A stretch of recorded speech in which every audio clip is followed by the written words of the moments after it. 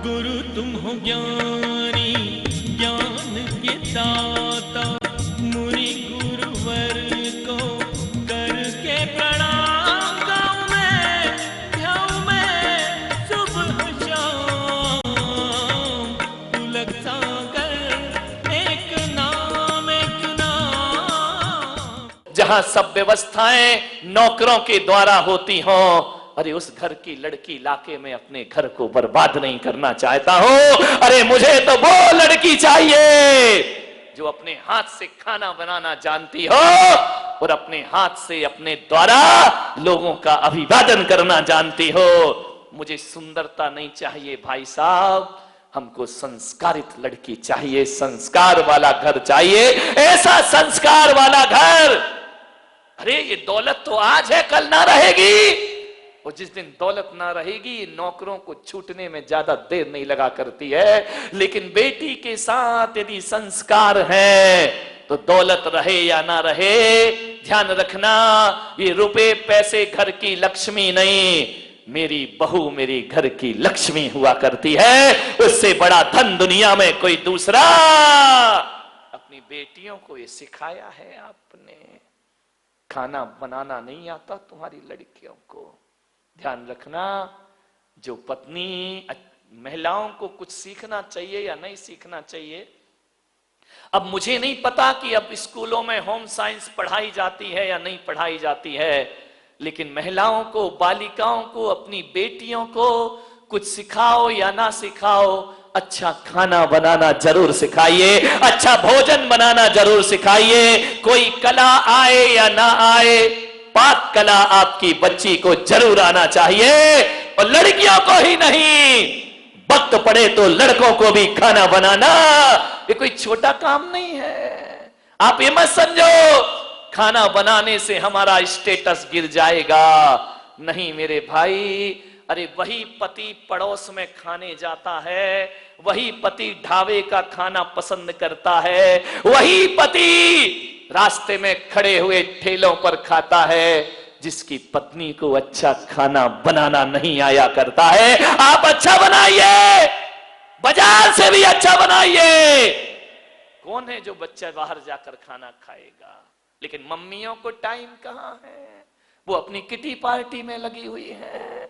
मम्मियों को वक्त कहां है, वो अपने टैलेंट बनाने में लगी हुई है, वो अपने करियर में सोच रही है। बच्चों के बारे में कुछ सोचा है?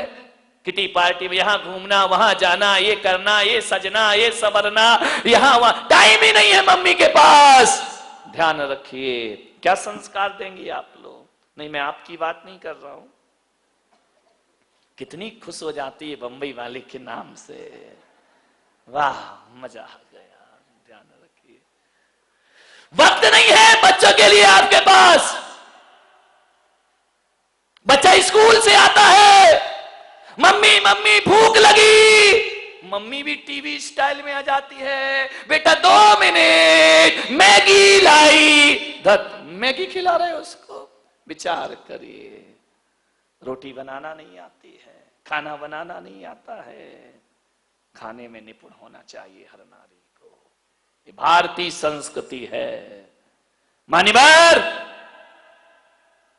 आपको बोलना आना चाहिए, आपको सभ्यता से बोलना आना चाहिए, आपको कैसे चलना है, कैसे उठना है, क्या पहनना है, आपको ये भी नहीं आता है।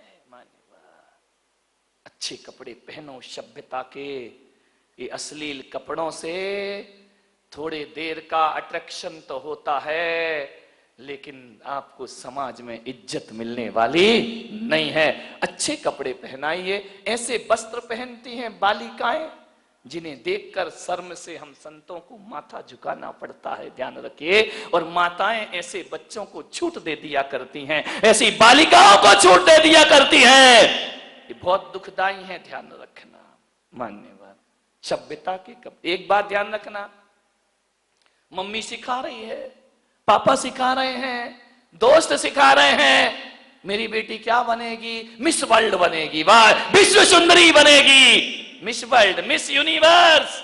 क्या होगा इनको बना के? क्या होगा? विश्व सुंदरी बन गई तो होगा क्या? ध्यान रखना, ये हमारी भारत की संस्कृति है। यहां बच्चों को, बेटियों को विश्व सुंदरी बनाने के संस्कार मत दो। यदि देना है तो ब्राह्मी सुंदरी बनाने के संस्कार दीजिए, मैना सुंदरी बनाने के संस्कार। मैं बच्चियों से पूछता हूं, बहुओं से पूछता हूं, विश्व सुंदरी बन के क्या करोगी? विश्व सुंदरी बन गया, एक ताज रख दिया, थोड़ा इनाम मिल गया, पैसे मिल गए। एक बात बताओ, हमारे देश में एक आरिका खड़ी हो जाए और एक विश्व सुंदरी खड़ी हो जाए, तो आप बताइए दोनों में आस्था का शीश किसके चरणों में झुकेगा? साध्वियों के चरणों में शीश झुका करता है, सन्यासियों के चरणों में शीश झुका करता है। विचार करिए, विश्व सुंदरी को भी साध्वी के चरणों में माथा झुकाना पड़ेगा।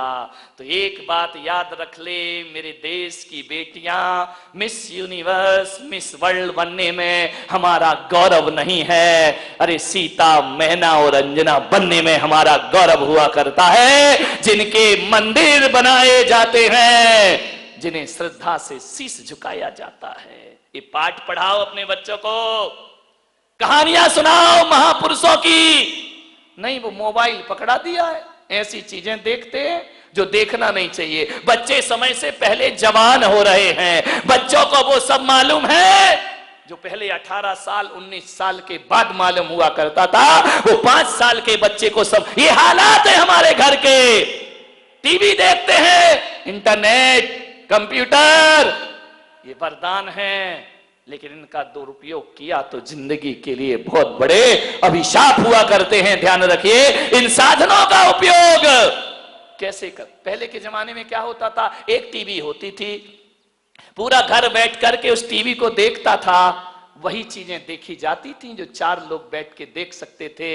अब तो लड़की के कमरे में अलग टीवी है, बच्चे के कमरे में अलग टीवी है, माँ बाप के कमरे में अलग टीवी है, दादा दादी का अलग टीवी है। मर्यादाएं खत्म हो गई हैं जब से टीवी इंटरनेट आया है घर में। ध्यान रखना, किसी से किसी को बात करने की फुर्सत नहीं है। पिताजी आते हैं, वो अपना चैनल खोल के बैठ जाते हैं। मम्मी है, वो अपना सीरियल देखती रहती है। दादी जी अपने आस्था चैनल पे लगी रहती है और बच्चे अपने फैशन शो में लगे रहते। आज जमाना बदल गया है, ऐसा खो गया इंसान, घरों की स्थितियां बदल गई हैं। मैं ये नहीं कहूंगा कि टीवी ना हो, लेकिन घर के एक हाल में टीवी होना चाहिए जिसमें पूरा परिवार एक साथ बैठ करके स्वच्छता को देख सके, संस्कार। आज झगड़े हो जाते, और आज ऐसी टीवी, सत्यानाश हो इस टीवी का, ऐसी टीवी आ गई हमारे घर में, ऐसी अरे टीवी क्या, वो कुल देवी बन गई हमारे घर की। ध्यान रखिए, आदमी नीचे बैठता है, टीवी ऊपर बैठा करती है। कुल देवी, वो कुल देवी टीवी और कुल देवता मोबाइल। ध्यान रखना, सुबह से उठ के भगवान के दर्शन हो या ना हो, दूरदर्शन सबसे पहले हो जाया करते हैं। प्रसारण पुण्यार्जक परिवार जिन शरणम तीर्थधाम के परम संरक्षक संघपति श्री प्रदीप मामा, प्रतिभा मामी, भोपाल।